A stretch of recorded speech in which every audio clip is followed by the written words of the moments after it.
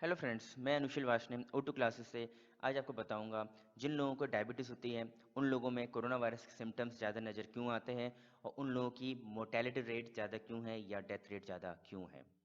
इस समय दुनिया में हर जगह एक ही बात हो रही है कि अगर आपको कोरोना वायरस से लड़ना है तो आपको अपनी इम्यूनिटी स्ट्रॉन्ग करनी चाहिए। लेकिन ऐसा क्यों है? हमें अपनी इम्यूनिटी स्ट्रॉन्ग क्यों करनी है इस वायरस से लड़ने के लिए? चलिए जानते हैं। जब कोरोना वायरस सेल में इन्वेड करता है या सेल के अंदर जाता है तो सेल को ये मारने लग जाता है। सेल मरने लगता है तो वो साइटोकिन नाम का एक प्रोटीन कंपाउंड रिलीज करता है ताकि बॉडी के डिफेंस मैकेनिज्म को पता चल जाए कि बॉडी के अंदर कोई वायरस या बैक्टीरिया ने हमला कर दिया है या इन्वेड कर दिया है। ये साइटोकिन टी सेल पे जाके एक्ट करते हैं। टी सेल वो सेल होते हैं जो बॉडी के डिफेंस मैकेनिज्म को कंट्रोल करते हैं या उनकी देखभाल करते हैं। ये T cells white blood cells बनाने शुरू कर देता है जब साइटोकिन इसके पास जाता है। ये वाइट ब्लड सेल्स वो सेल्स होते हैं जो अलग अलग तरीके से वायरस और बैक्टीरिया को मारते हैं। लेकिन ये कोरोना वायरस इतना खतरनाक है कि ये वाइट ब्लड सेल्स को ही मारने लग जाता है। अगर ये वाइट ब्लड सेल्स मर जाएंगे तब बॉडी की डिफेंस मैकेनिज्म और कमजोर हो जाती है क्योंकि कोई लड़ने वाला शरीर में है ही नहीं इस वायरस से। अगर ये वाइट ब्लड सेल्स मर जाएंगे तो लिम्फोसाइटोपिनिया हो जाता है बॉडी में, जिसकी वजह से बॉडी का डिफेंस मैकेनिज्म बहुत ज़्यादा कमज़ोर हो जाता है क्योंकि डब्ल्यूबीसी ही मर गए हैं। अगर बॉडी में डब्ल्यूबीसी बहुत कम हो जाएंगे तो टी सेल्स जो हैं ये साइटोकिन बनाना शुरू कर देते हैं ताकि और टी सेल्स को और डिफेंस मैकेनिज्म को पता चल जाए कि बॉडी में कोई खतरनाक वायरस ने इन्वेड कर दिया है। क्योंकि बॉडी में बहुत ज़्यादा वायरस ने मल्टीप्लिकेशन शुरू कर दिया है या रेप्लिकेशन शुरू कर दिया है तो ये साइटोकिन्स जो हैं बहुत ज़्यादा मात्रा में बनना शुरू हो जाते हैं, जिसको साइटोकिन स्टोम कहते हैं, यानी कि साइटोकिन की आंधी सी आने लग जाती है बॉडी के अंदर, जिसकी वजह से बॉडी में जो और ऑर्गन्स होते हैं वो भी इन्फेक्ट होने शुरू हो जाते हैं या वो भी खराब होने लग जाते हैं। जैसे हम जानते हैं हर चीज़ की अति बुरी होती है, इसी तरह साइटोकिन स्टोम जब बॉडी में आ जाता है तो बॉडी के ऑर्गन्स फेल होना शुरू हो जाते हैं, जिससे इंसान और वीक हो जाता है। चलिए ये जानते हैं कोरोना वायरस जो है वो डायबिटिक पेशेंट में सबसे ज़्यादा क्यों पाया गया है। चलिए पहले ये जानते हैं कि डायबिटीज़ होती क्यों है।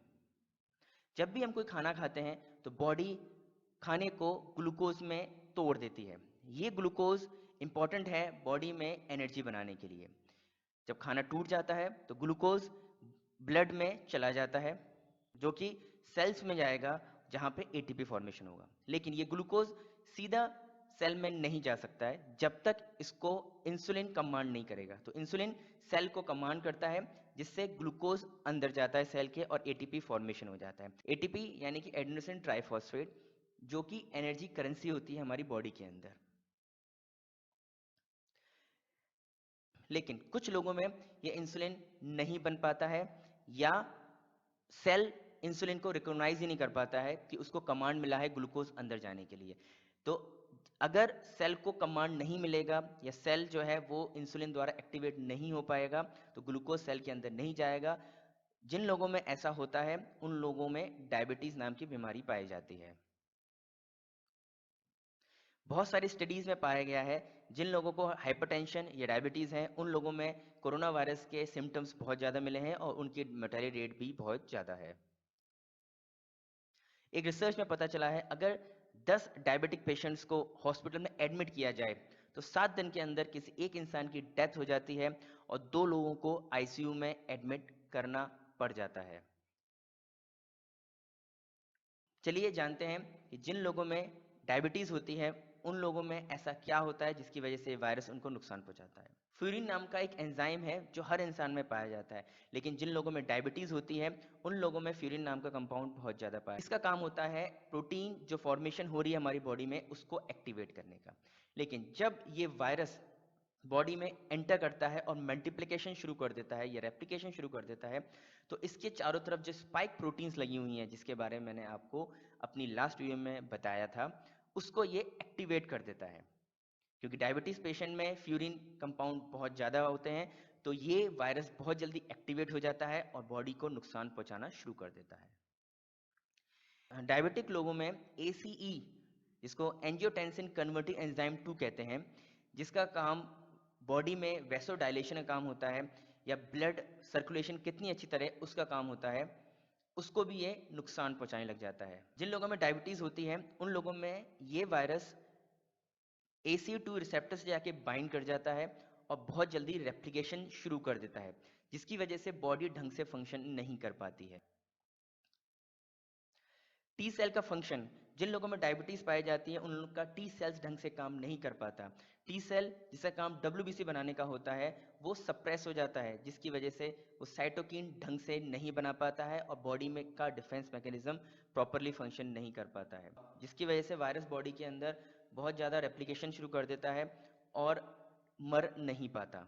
जिन लोगों में डायबिटीज होती है उन लोगों में जो साइटोकिन बनता है जिसकी वजह से WBCs बनना शुरू होंगी या डिफेंस मैकेनिज्म एक्टिवेट होगा, वो प्रॉपरली नहीं मूव कर पाते हैं क्योंकि ग्लूकोज मॉलिक्यूल्स ब्लड में बहुत ज़्यादा हो जाते हैं और बॉडी का डिफेंस मैकेनिज्म कम हो जाता है। लोगों में डायबिटीज़ होती है उन लोगों के ब्लड वेसल्स जो हैं और नर्व्स जो कि हार्ट को कंट्रोल करती है वो डैमेज होने लग जाती है धीमे धीमे करके, जिससे उनका फंक्शनिंग पे भी असर पड़ता है। और मैंने अपनी लास्ट वीडियोस में आपको बताया था जिन लोगों को कोविड-19 इन्फेक्शन होता है उनमें ब्लड कोगुलेशन पाया गया है जिसकी वजह से उनकी डेथ हो जाती है। जिन लोगों को डायबिटीज़ है उन लोगों को अपना ध्यान बहुत ज़्यादा रखना है। वो कुछ प्रिकॉशन ले सकते हैं जिसकी वजह से अपने आप को इस वायरस से बचा सकें। जब भी टाइम मिले आप पानी जरूर पीते रहें, अपने आप को हाइड्रेट रखें, अपने बॉडी के ग्लूकोज लेवल को मेंटेन रखें, टेम्परेचर मॉनिटर करते रहें, अगर टेम्परेचर ज़्यादा है तो डॉक्टर से कंसल्ट करें। जो लोग इंसुलिन पर हैं उनको अपनी कीटोन बॉडीज़ का ध्यान रखना है। उनकी बॉडीज़ में कीटोन बॉडीज़ अगर ज़्यादा या कम हो जाती हैं तो उनको डॉक्टर से कंसल्ट करना चाहिए। डेली वॉक करें ताकि आपकी बॉडी में जो इंसुलिन है वो ढंग से काम करे और ब्लड ग्लूकोज लेवल कम हो। वॉक करने के फ़ायदे ये भी हैं कि पैंक्रियास जो है वो प्रॉपरली काम करता है और इंसुलिन बॉडी में प्रॉपर बनती रहती है। योगा करें, योगा करने से बॉडी एक्टिव रहती है और ग्लूकोज लेवल बॉडी का मेंटेन रहता है। स्ट्रेस कम लें क्योंकि डायबिटीज़ एक टेंशन इंड्यूसिव डिजीज़ है। अगर स्ट्रेस ज़्यादा होगा इंसुलिन प्रॉपरली फंक्शन नहीं कर पाएगी और बॉडी का ब्लड ग्लूकोज लेवल बढ़ जाएगा। Thank you so much. घर पे रहें, सेफ रहें, सुरक्षित रहें।